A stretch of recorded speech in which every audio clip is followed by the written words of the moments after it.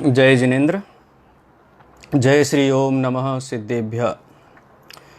जेण विना लोगस्य व्यवहारो सव्वथा न निव्यये तस्य भुवनेक गुरुणो नमो अडे गन्तवायस्य परमागमस्य बीजं निषिध्य जात्यन्धसिन्धुरविधानं सकलनयविलसितानां विरोधमथनं नमामि अनेकान्तम्।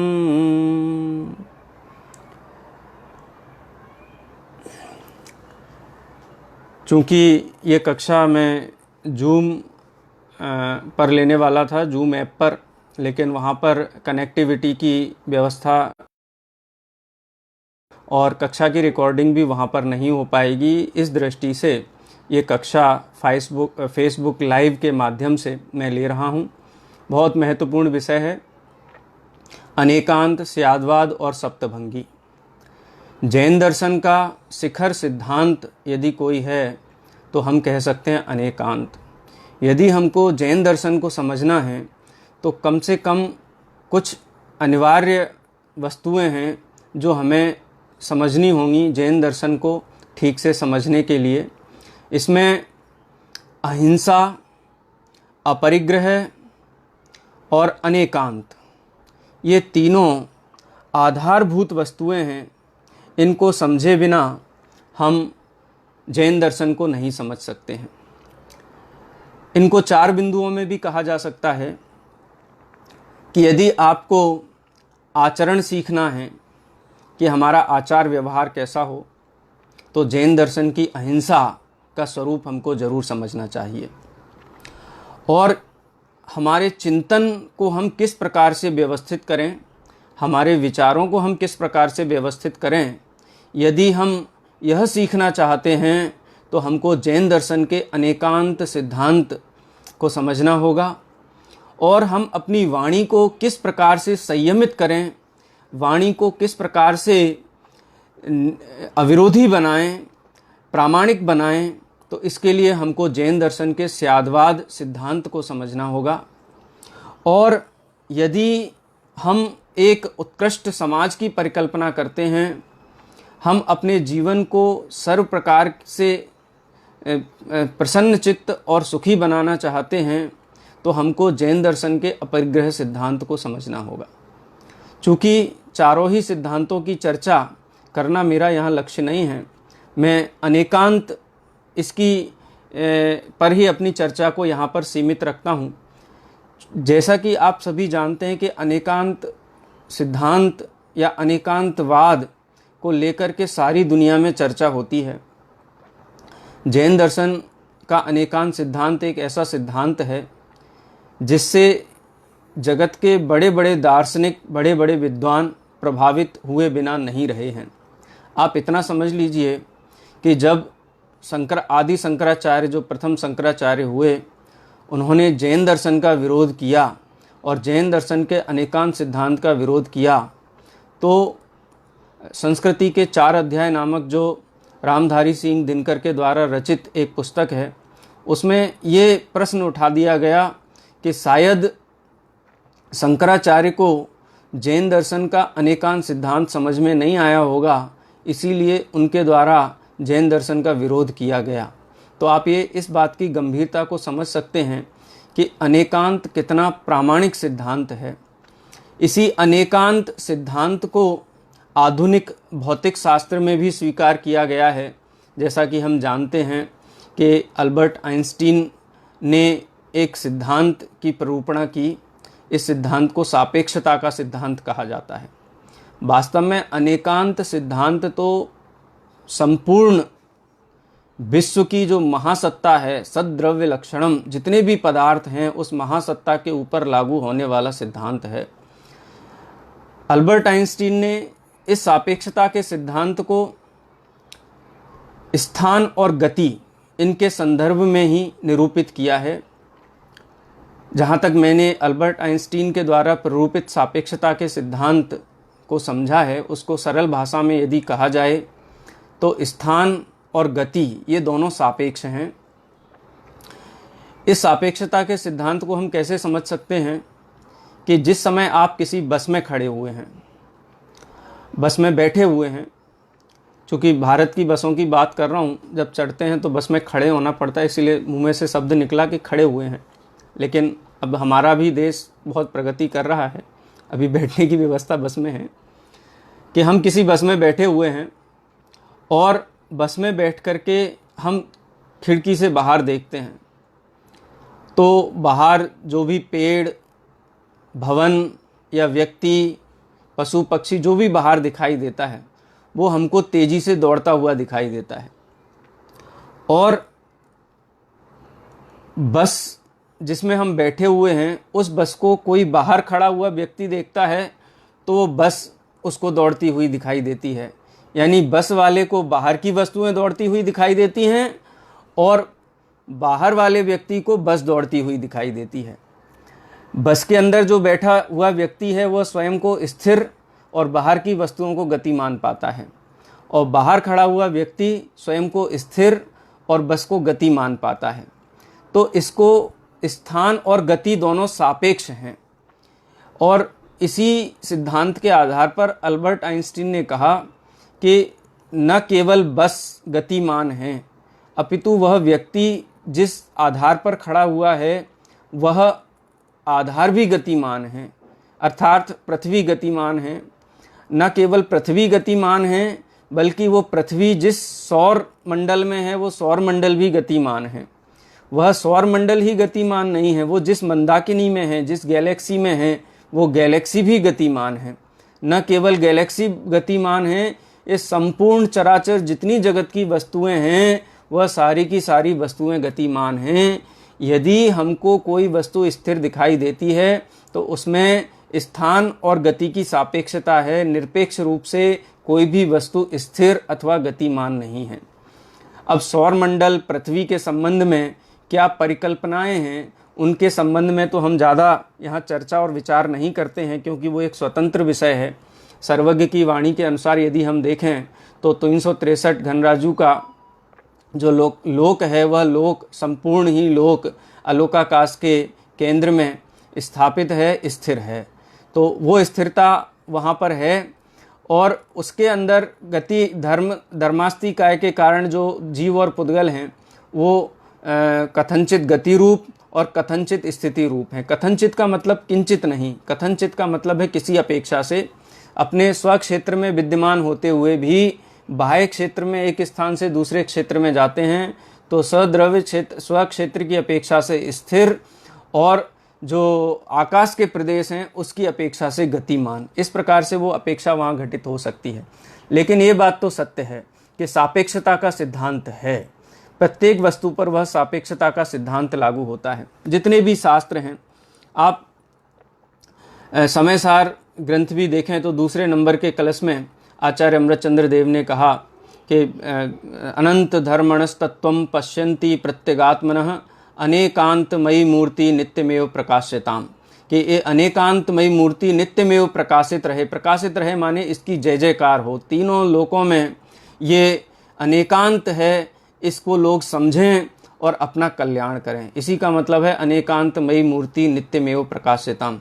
यही बात आचार्य अमृतचंद्र देव ने पुरुषार्थ सिद्धि उपाय ग्रंथ में भी कही। एक बहुत प्रसिद्ध छंद पुरुषार्थ सिद्धि उपाय ग्रंथ का है, परमागमस्य बीजम निषिद्य जात्यंध सिंदूर विधानम सकल नए विलसितानाम विरोध मथनम नमामि अनेकांतम, कि मैं उस अनेकांत को नमस्कार करता हूँ। किस अनेकांत को नमस्कार करता हूँ? कि जो विरोध मथनम, जो समस्त प्रकार के विरोधों को नष्ट कर देता है। देखो, सारा जगत अविरोधी है, इसीलिए सत्ता सहित है। यदि विरोधी होता, एक पदार्थ दूसरे पदार्थ का विरोधी होता, विरोधी माने एकांत से विरोधी होता, कथनचित विरोधी और कथनचित अविरोधी है, तो इस विरोध को किस प्रकार उपशमित किया जाए, how to mitigate the oppositeness of substances, ये अविरोधीपना किस प्रकार से सिद्ध किया जाए, तो कहते हैं कि वह अनेकांत के द्वारा सिद्ध होता है। जैसा हमने मंगलाचरण किया, आचार्य सिद्धसेन दिवाकर, जिनके द्वारा सन्मयी सुत्तम सन्मति सूत्र नाम का एक ग्रंथ लिखा गया, जिस ग्रंथ को दिगंबर और श्वेतांबर दोनों ही संप्रदायों में समान रूप से आदर प्राप्त है, उसी का मंगलाचरण हमने कहा कि जिसके बिना लोक का सामान्य व्यवहार संभव नहीं है, और उस तीनों लोक के एक गुरु, तीनों लोकों का एक गुरु कौन है? वह अनेकांत है। उस तीनों लोकों के एक गुरु अनेकांत को मैं नमस्कार करता हूँ, क्योंकि अनेकांत के बिना ना तो लोक व्यवहार संभव है, ना ही किसी पदार्थ की सत्ता और उस पदार्थ की सार्थकता, उस पदार्थ के प्रयोजन को सिद्ध किया जा सकता है। हम ऐसा सोचते हैं कि अनेकांतवाद तो वस्तु में है सिद्धांत, लेकिन अगर हम देखें, हमारे जीवन पर दृष्टिपात करें, तो हम अपने सारे जीवन में इस अनेकांत सिद्धांत का प्रयोग करते हैं। अनेकांत सिद्धांत का क्या अर्थ है, इसको हम क्रमशः समझेंगे। सबसे पहले इसका लिटरल मीनिंग क्या है, शाब्दिक अर्थ क्या है, वो शाब्दिक अर्थ समझते हैं। अनेकांत किसे कहते हैं? अनेकांतवाद, इसमें 4 शब्द हैं जिनके द्वारा अनेकांतवाद पद बनता है। अन, एक, अंत और वाद। अन किसका? अन एक का उपसर्ग है। एक माने एक नहीं, अन एक माने एक नहीं। अंतः, अंतः शब्द है। अंत शब्द के अनेक अर्थ होते हैं। अंत शब्द का अर्थ होता है समाप्ति, लेकिन यहाँ शब्द है अंतः। अंतः शब्द का अर्थ, 2 अर्थ प्रसिद्ध हैं जगत में। अंतः का मतलब अंदर भी होता है, और अंतः शब्द का अर्थ होता है धर्म, यानी अंतः धर्म। अनेक अंतः यानी एक धर्म का ना होना, यानी परस्पर विरोधी 2 धर्मों का होना। ये जितनी भी वस्तुएं हैं, चाहे चराचर वस्तुएं हैं, जीव हो, पदार्थ पुद्गल हो, धर्म हो, अधर्म हो, आकाश काल, एक जो अनंत द्रव्यात्मक विश्व है, इस अनंत द्रव्यात्मक विश्व में जितनी भी वस्तुएं हैं, वो वस्तुओं में परस्पर विरोधी धर्म युगल पाए जाते हैं। इसकी यदि हम परिभाषा देखें तो एक ही वस्तु में परस्पर विरोधी अनेक धर्मों का एक साथ रहना अनेकांत है। इसको हम सरल भाषा में कहें तो एक सिक्का है, उस सिक्के में उसका चित्त और पट, जिसको हम अंग्रेजी में बोलते हैं हेड्स एंड टेल्स, तो हेड और टेल्स विरोधी हैं कि अविरोधी हैं?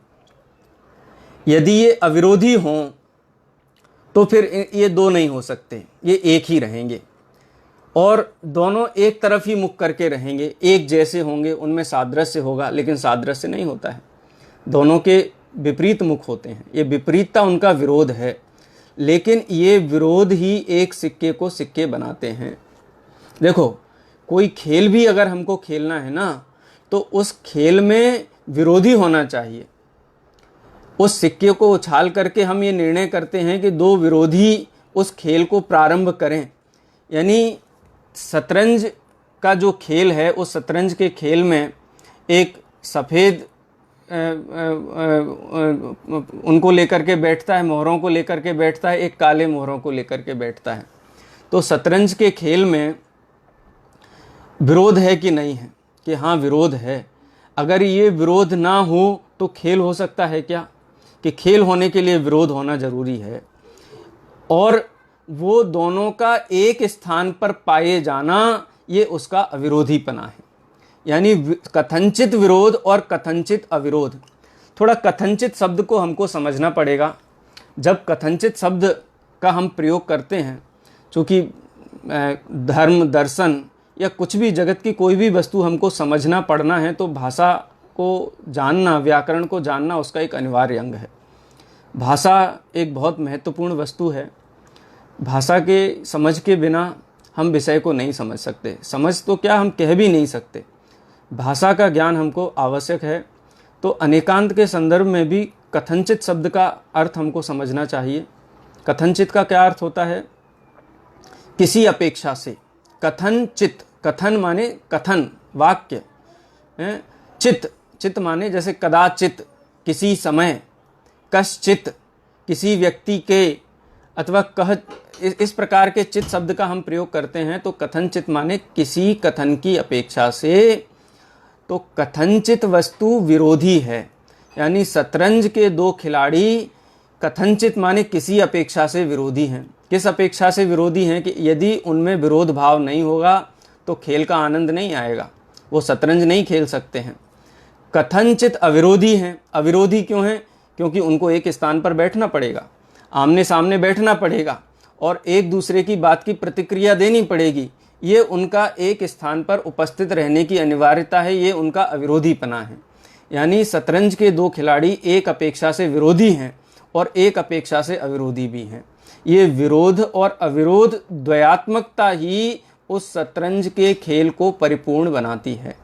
हम एक सामान्य दृष्टांत के माध्यम से यदि देखें कि एक परिवार, एक वस्तु, एक इकाई है, हम माने उस परिवार में पति और पत्नी विरोधी हैं या अविरोधी हैं? निश्चित रूप से एक स्त्री है, एक पुरुष है, ये उनका विरुद्धपना है। अरे इतना ही नहीं, उनके बीच में भी निरंतर किसी भी एक बात पर असहमति का होना, वो असहमति का होना भी विरोध है, लेकिन वो असहमति बहुत कार्यकारी है। यदि पति शिथिल हो जाए, शिथिल हो जाएगा मतलब वो कोई इस पर अन्याय, अनीति, इस प्रकार की प्रवृत्तियों में पड़े तो पत्नी उसको सावधान करे, उसका विरोध करे तो उसको पाप के पतन से बचा सकती है। और यदि वो पति का विरोध ना करे, उसमें उसके साथ ही खड़ी हो जाए तो क्या होगा? वो परिवार नाम की इकाई समाप्त हो जाएगी। इसी प्रकार से पति पत्नी के संदर्भ में भी हम समझ सकते हैं कि दो विरोधी ध्रुव हैं, इसीलिए परिवार नाम की इकाई सुरक्षित है। यदि दोनों ही एक जैसे हो जाएं, एक जैसे, या तो एक जैसे क्रोधी स्वभाव के परस्पर धुर विरोधी हो जाएं, उनमें अविरोध ना रहे, तो वो फिर पति पत्नी नहीं रह सकते, तलाक हो जाएगा उनके बीच में।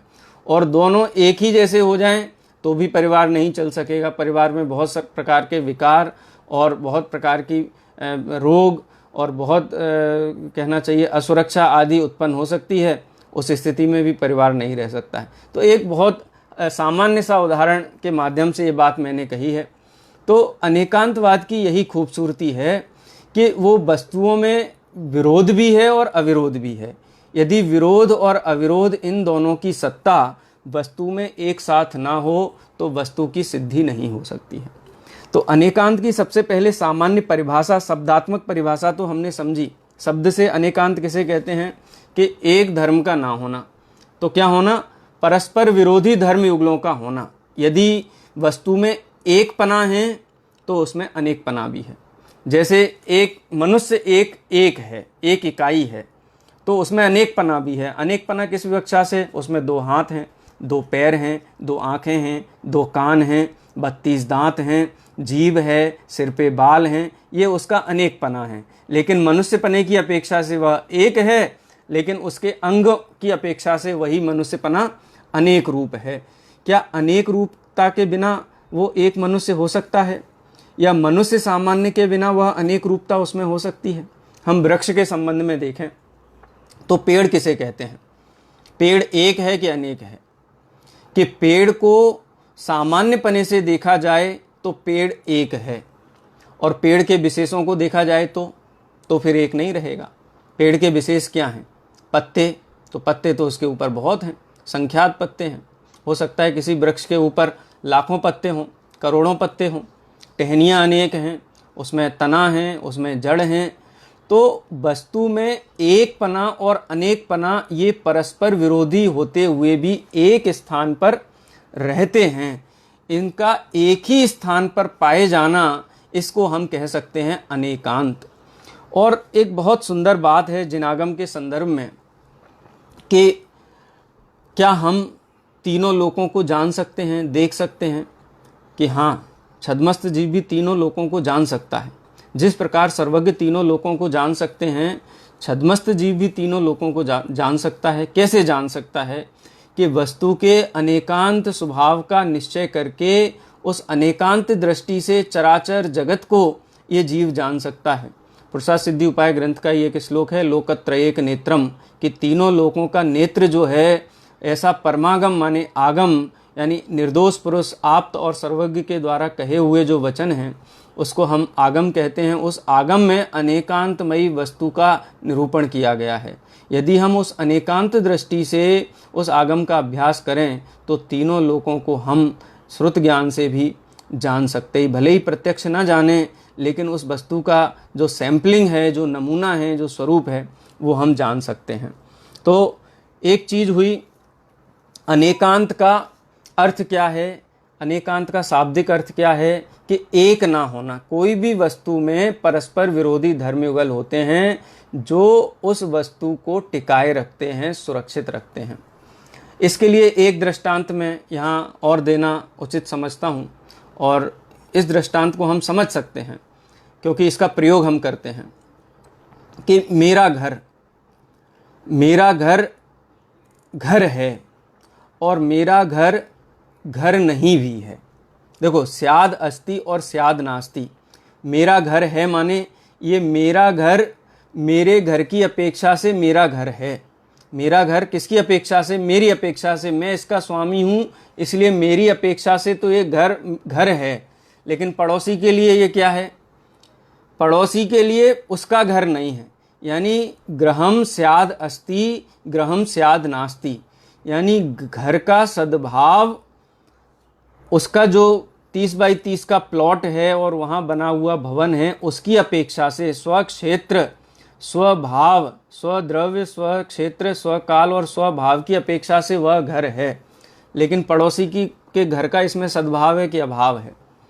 मेरे घर का भाव उस घर के द्रव्य क्षेत्र काल भाव की अपेक्षा से तो है, लेकिन पड़ोसी की अपेक्षा से कि पड़ोसी के घर की अपेक्षा से पड़ोसी के घर का इसमें अभाव भी है। यानी वस्तु का होना ये उसका भाव है, और जगत की अन्य वस्तुओं का उसमें न होना ये उस वस्तु का अभाव नाम का गुण है। देखो, उसी वस्तु में यदि भाव नाम का गुण ना हो तो उस वस्तु का स्वस्वरूप क्या होगा? नहीं हो सकता है। और उसी वस्तु में यदि अभाव नाम का गुण या धर्म ना हो तो पर वस्तुओं को और इस वस्तु को, दोनों को भिन्न भिन्न कैसे पहचाना जा सकेगा, या दोनों की भिन्न भिन्न सिद्धि कैसे हो सकेगी? जिस प्रकार वस्तु में भाव नाम का धर्म, गुणधर्म, प्रॉपर्टीज होना आवश्यक है, उसी प्रकार से उसी वस्तु में अभाव नाम के गुण धर्म होना भी आवश्यक है।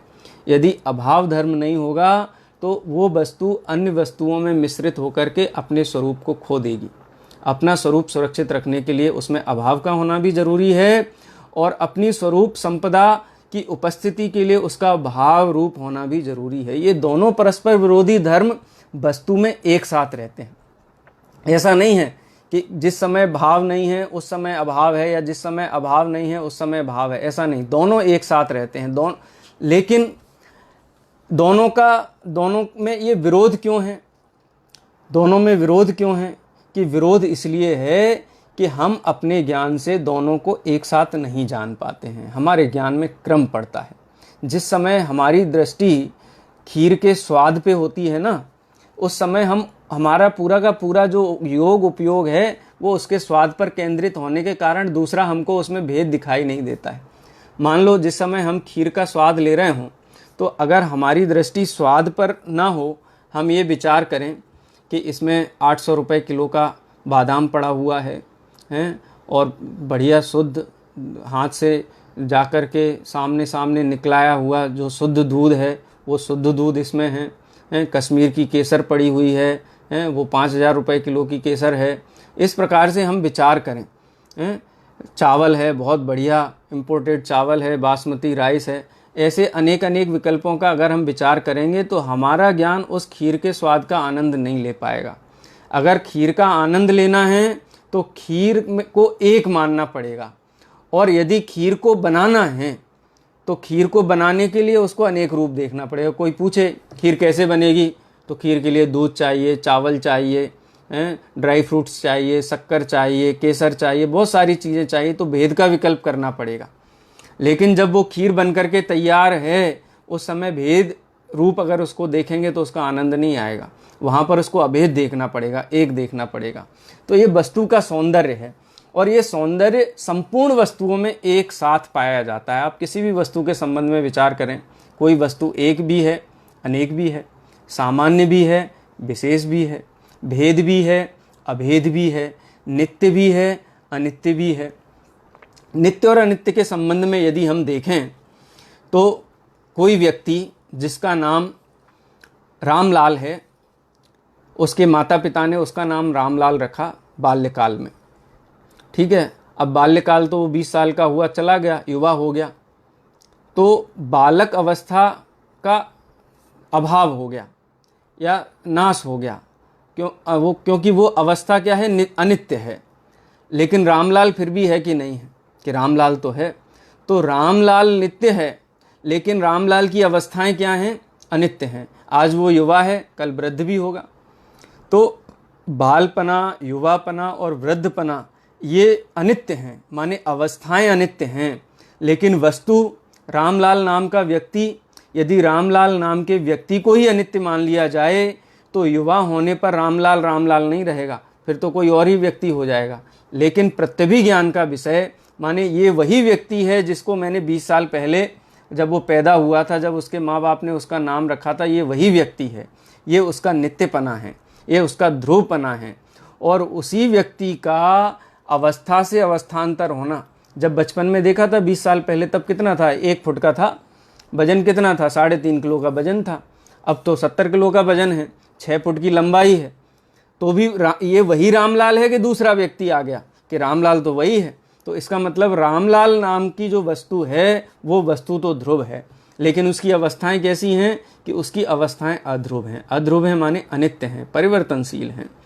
तो प्रत्येक वस्तु में परिवर्तनशीलता और नित्यपना, ये दोनों परस्पर विरोधी प्रतीत होने वाले धर्म एक साथ रहते हैं, मैत्री भाव से रहते हैं। क्योंकि नित्यपना नहीं होगा तो वस्तु टिकेगी नहीं। चर्चा हम किसकी करेंगे, रामलाल हम किसको कहेंगे। और यदि वस्तु परिवर्तनशील नहीं होगी तो उस वस्तु को जानने रूप जो कार्य है, अगर उसमें परिवर्तनशीलता नहीं होगी तो उसमें परिष्कार किस प्रकार से होगा, दुख का अभाव होकर के सुख किस प्रकार से होगा। दुख और सुख रूप अवस्थाएं अगर को अनित्य ना माना जाए, परिवर्तनशील ना माना जाए, तो फिर धर्म का क्या लाभ है। धर्म किस लिए है, धर्म व्यक्ति को सुखी बनाता है, माने उसके दुख रूप अवस्था की हानि करता है, व्यय करता है, और सुख रूप अवस्था का उत्पाद करता है। तो इस दृष्टि से हम देखें तो जगत की सारी वस्तुओं में नित्य अनित्यपना, एक अनेकपना, भेद अभेदपना, सामान्य विशेषपना, इस प्रकार के अनंत धर्म युगल एक साथ रहते हैं। यानी वस्तु के अंदर अनंत धर्म युगलों का एक साथ पाया जाना, एक साथ पाया जाना, इसी का नाम अनेकांत है। इस अनेकांत चिन्ह के द्वारा, लांछन के द्वारा, अनेकांत नामक इस विशेषता के द्वारा प्रत्येक वस्तु अपने सौंदर्य को में वृद्धि करती है। आप किसी के संबंध में भी विचार करो, आप जीवन के जितनी वस्तुओं से आप परिचित हैं उन सभी वस्तुओं के बारे में विचार करो, क्या उनमें परस्पर विरोधी धर्म हैं। यदि परस्पर विरोधी धर्म नहीं होंगे तो वस्तु की सिद्धि नहीं होगी। एक अंतिम उदाहरण और मैं इस अनेकांत के संदर्भ में देना चाहूँगा। मेरा प्रश्न है आपसे, आप ये बताइए मुझे कि भारत एक है कि अनेक है, भारत अखंड है कि खंड खंड है। तो निश्चित रूप से हमारा उत्तर ये होगा कि भारत तो अखंड है, एक भारत है, कन्याकुमारी से लेकर के और जम्मू कश्मीर, लद्दाख तक, लद्दाख से लेकर के कन्याकुमारी तक और अटक से लेकर कटक तक, ये पूरा का पूरा भारत कैसा है, एक अखंड है। अच्छा, अखंड भारत है तो ये 29 भेद क्यों हैं इसके अंदर, 29 अभी 28 हैं, 28 राज्य के खंड खंड क्यों किए हुए हैं। अरे 28 राज्यों को भी फर्दर आगे उनको जिलों में खंडित किया हुआ है, और जिलों को तहसीलों में खंडित किया हुआ है, तहसीलों को जनपदों में, पंचायतों में खंडित किया गया है, मोहल्लों में खंडित किया गया है, और मोहल्लों को घरों में, घरों को कमरों में, कितना इसमें खंड खंड किया गया है। तो ये खंड खंड क्यों किया गया है कि भारत अखंड भी है, कि जब भारत की संप्रभुता की बात होगी, उसके बल की बात होगी, उसकी एकता की बात होगी, उसके सामर्थ्य की बात होगी, तब ये कहा जाएगा कि भारत एक है। लेकिन जब व्यवस्थाएं करनी हैं, तब एक भारत की व्यवस्थाएं करने के लिए उसको 28 राज्यों में विभाजित करना पड़ेगा। व्यवस्थाओं के लिए एक राज्य को जिलों में विभाजित करना पड़ेगा, जिले को तहसीलों में विभाजित करना पड़ेगा, तहसीलों को वार्ड में विभाजित करना पड़ेगा, वार्ड को घरों में, और घर में घर के सदस्यों को, क्योंकि व्यवस्था के लिए उनका खंड खंड होना आवश्यक है। और उनकी सिद्धि के लिए, अस्तित्व के लिए, मान लो 28 राज्य ये कह दें कि नहीं, हम भारत नहीं हैं, हम भारत के बाहर हैं, भारत को हम स्वीकार नहीं करते हैं, तो क्या भारत सुरक्षित रहेगा? अरे भारत सुरक्षित रहने की बात तो दूर रही, क्या वो राज्य सुरक्षित रहेंगे? जब तक वो राज्य ये कहेंगे कि हम भारत हैं, हम भारतवासी हैं, तब तक कोई उनकी तरफ आंख उठाकर नहीं देख सकता। यानी जब तक वो कहेंगे हम अखंड हैं, या ये मानेंगे कि हम अखंड हैं, तब तक वो सुरक्षित हैं, तब तक उनका सम्मान है, सारा विश्व उनके सामने नतमस्तक है। जब वो कहेंगे कि हम 130 करोड़ हैं, हम एक हैं, ये कहेंगे तो सारा विश्व में उनका सम्मान है। लेकिन एकांत से अगर उनको अखंड मान करके और उनको 28 राज्यों में विभाजित नहीं करेंगे तो क्या होगा? राज्य को जिलों में विभाजित नहीं करेंगे तो क्या होगा? तो अराजकता फैल जाएगी, व्यवस्थाएं नहीं बनेंगी, किसी को पानी नहीं मिलेगा, किसी को अन्न नहीं मिलेगा, किसी को किसी भी प्रकार की जो भी आवश्यक जीवन चलाने के लिए व्यवस्थाएं हैं उसको चिकित्सा सुविधाएं नहीं मिलेंगी, उसको शिक्षा नहीं मिलेंगी। तो खंड की भी उतनी ही उपयोगिता है जितनी अखंड पने की उपयोगिता है। यानी खंड भी, खंड खंड होना ये भी वस्तु का धर्म है, और खंड खंड होते हुए भी अखंड रहना, बने रहना, ये भी वस्तु का धर्म है। ये तो हमने अनेक दृष्टांतों के माध्यम से समझा। अब जगत में जितनी भी वस्तुएं हैं, चाहे वो चेतन वस्तुएं हों चाहे अचेतन वस्तुएं हों, चेतन वस्तुओं के अंदर भी द्रव्यत्व है और उनमें अनेक गुण भी हैं। द्रव्यत्व की अपेक्षा से देखा जाए तो वो एक हैं, अखंड हैं, अभेद हैं, और उनके गुण पर्यायों की अपेक्षा से देखा जाए तो वो अनेक हैं, खंड खंड हैं। जैसे एक पुद्गल परमाणु है, तो पुद्गल परमाणु एक अखंड है कि खंड खंड है? कि पुद्गल जब आप कहोगे तो उसको अखंड मानना पड़ेगा, लेकिन उसको समझना है तब कि उसमें रस भी है, गंध भी है, कलर भी है, कोई ना कोई वर्ण भी है, किसी न किसी प्रकार का उसमें स्पर्श भी है। तो अनेक गुण धर्मों के माध्यम से हम उसको समझ सकते हैं। देखो, जब कोई छोटा बालक अपनी शिक्षा प्रारंभ करता है, तब उसको घर पे या विद्यालय में पढ़ाने वाले जो शिक्षक अथवा जो उसकी माता है, अथवा जो विद्यालय में पढ़ाने वाली जो शिक्षिका है, वो भी इस अनेकांत का प्रयोग करती है। जब उसको ये सिखाया जाता है ना, 4 और 4 8 होते हैं, तो 4 तो एक अखंड इकाई का नाम है ना, लेकिन समझाने के लिए क्या करना पड़ता है? इससे तो हम परिचित हैं ना कि उस 4 को भी 4 टुकड़ों में बांटना पड़ता है। एक लाइन खींचेंगे, फिर दूसरी लाइन खींचेंगे, फिर तीसरी लाइन खींचेंगे, फिर चौथी लाइन खींचेंगे, फिर बीच में शून्य लगा करके फिर दूसरे 4 के लिए भी 1 लाइन, 2 लाइन, 3 लाइन, 4 लाइन। अरे हम तो ये कह रहे थे ना कि 4 और 4 जोड़ करके बताओ, आप 4 को टुकड़ों में क्यों बांटते हो? क्यों? क्योंकि 4 को 4 देखो तो वो अखंड है, लेकिन उसमें भेद देखो तो उसके 4 भेद किए जा सकते हैं। तो समझने के लिए भेद करना जरूरी है। बालक को 4 और 4 8 सिखाना है तो एक एक लाइन खींच करके उसके 4 के 4 टुकड़े करके समझाना पड़ता है। लेकिन जब वो 4 टुकड़े को समझ गया है, जब बड़ा हो गया है, तो फिर वो 4 के 4 टुकड़े करके नहीं बात करता है, वो 4 और 4 8 सीधे ही कहता है। अब मान लो बड़ा होकर इंजीनियर बन गया और उसके सामने इस प्रकार का कोई सवाल आया कि जिसमें उसको जोड़ना है, तो खंड करके जोड़ता है कि वो खंड के माध्यम से अखंड को समझ गया है। अब सीधे अखंड में उसकी प्रवृत्ति होती है। तो खंड और अखंड वास्तव में ये दो विरोधी चीज़ें नहीं हैं। खंड और अखंड एक दूसरे की संपूरक हैं। जहाँ अखंड है वहाँ खंड भी होगा, और जहाँ खंड है वहाँ अखंड भी होगा। ये दोनों ही परस्पर एक दूसरे के संपूरक हैं, कॉम्प्लीमेंट्री हैं। भारत की अखंडता और भारत का 28 राज्यों में विभाजन, ये दोनों ही एक दूसरे के संपूरक हैं, क्योंकि 28 भागों में विभाजित करके इसकी व्यवस्थाएं सुदृढ़ और सुव्यवस्थित नहीं बनाई जाएंगी तो वो दिन दूर नहीं होगा कि भारत खंड खंड हो जाएगा। इसलिए व्यवस्था की दृष्टि से विभाजन भी आवश्यक है। ये तो एक व्यवहारिक पक्ष अनेकांत का है, लेकिन प्रत्येक वस्तु में इसी प्रकार से परस्पर विरुद्ध धर्म एक साथ पाए जाते हैं, इसी का नाम अनेकांत है। इसमें अनेकांत को अगर हमको देखना है तो हम किस प्रकार से इस अनेकांत को देखें। इसको कई प्ररूपकों ने कहा है कि अनेकांत एक तीसरा नेत्र है। जब तीसरा नेत्र खुलता है तो जो अज्ञान है वो अज्ञान भस्म हो जाता है।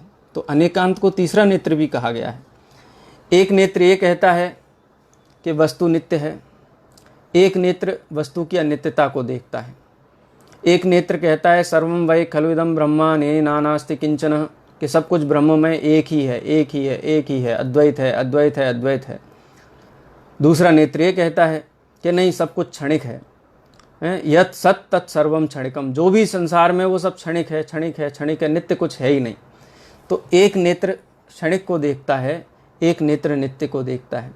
और अनेकांत क्या देखता है? अनेकांत इन दोनों विरोधी धर्मों का एक वस्तु में अविरोधी पने से अस्तित्व पाया जाना, उसका निपजना, उसका बने रहना, ये अनेकांत देखता है। तो जहाँ पर अनेकांत दृष्टि होती है वहाँ पर सर्व प्रकार के विरोध नष्ट हो जाते हैं, और जहाँ पर वो दोनों धर्मों का अविरोधी पने एक वस्तु में अस्वीकार होता है वहाँ पर एकांत की उत्पत्ति होती है। यदि ऐसा एकांत भारत के संदर्भ में यदि हम देखें कि हमारा भारत अखंड है, बस कोई कहे कि साहब इसको विभाजित कर लो, बहुत बड़ा देश है, 130 करोड़ का है, इसको बांट लो व्यवस्थाओं के लिए। नहीं, हम बांटेंगे नहीं, ये 28 राज्यों में बांटेंगे ना तो लोग कहेंगे कि हम मराठी हैं, हम यूपी वाले हैं, हम एमपी वाले हैं, हम राजस्थानी हैं, हम गुजराती, हम नहीं बांटेंगे, हम तो सबको एक भारत ही कहेंगे। कि तुम एक भारत कहोगे तो इनकी जो शिक्षा है, इनका स्वास्थ्य है, इनका भोजन है, इनका आरोग्य है, इनके लिए इंफ्रास्ट्रक्चर है, इसकी व्यवस्थाएं कैसे करोगे?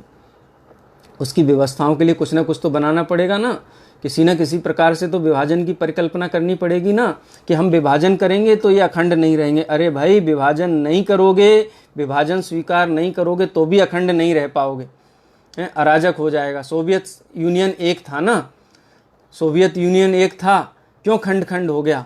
कि वो एक है, एक है, एक है। अब व्यवस्थाएं हुई, अविश्वास हुआ व्यवस्थाएं ना होने से, तो वो टूट गया। हालांकि वस्तु व्यवस्था के अंतर्गत जो है वहाँ पर ऐसा टूटने का खतरा नहीं है। क्यों? क्योंकि वो अनादि निधन वस्तु है। अनादि निधन वस्तुएं, उनमें इनबिल्ट अनेकांत है, उनका नित्यपना अनित्यपना इनबिल्ट है, उनका एकपना अनेकपना इनबिल्ट है, उनका खंड अखंडपना इनबिल्ट है, वो कृत्रिम नहीं है। इनबिल्ट होने से वहाँ पर किसी प्रकार का ऐसा खतरा नहीं है कि वो टूट जाएंगे। अनेकांत के संदर्भ में शास्त्रों में फुटकर में बहुत सारी चर्चाएं आती हैं।